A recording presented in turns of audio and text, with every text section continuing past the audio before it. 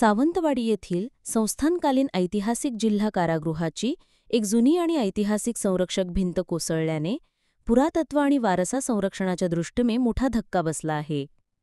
या घटनेमुळे सार्वजनिक बांधकाम विभागाच्या कामकाजावर गंभीर प्रश्नचिन्ह निर्माण झाले आहे.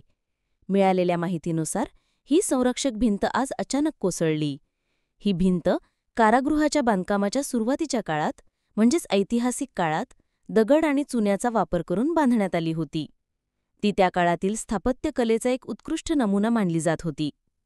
मात्र सार्वजनिक बांधकाम विभागाने या ऐतिहासिक भिंतीवर सिमेंटचे थर चढवून चुकीचे बांधकाम केल्यामुळे भिंतीची मूळ रचना कमकुवत झाली आणि ती कोसळली, असे सांगितले जात आहे. या घटनेमुळे जिल्हा कारागृहाच्या सुरक्षिततेवर गंभीर प्रश्नचिन्ह निर्माण झाले आहे.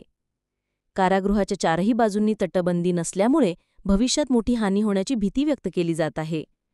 भविष्यात अशा घटना टाळण्यासाठी तातडीने उपाययोजना करण्याची मागणी नागरिकांकडून जोर धरत आहे. दरम्यान, घटनेची माहिती मिळताच माध्यमांचे प्रतिनिधी घटनास्थळी पोहोचले. मात्र कारागृह अधीक्षकांनी माध्यमांना माहिती देण्यास टाळाटाळ केली. यामुळे या घटनेमागील नेमके कारण आणि सार्वजनिक बांधकाम विभागाच्या चुकीच्या कामावर पांघण घालण्याचा प्रयत्न असल्याचा सूर उमटत आहे. या घटनेची सखोल चौकशी करून दोषींवर कठोर कारवाई करण्याची मागणी जोर धरत आहे.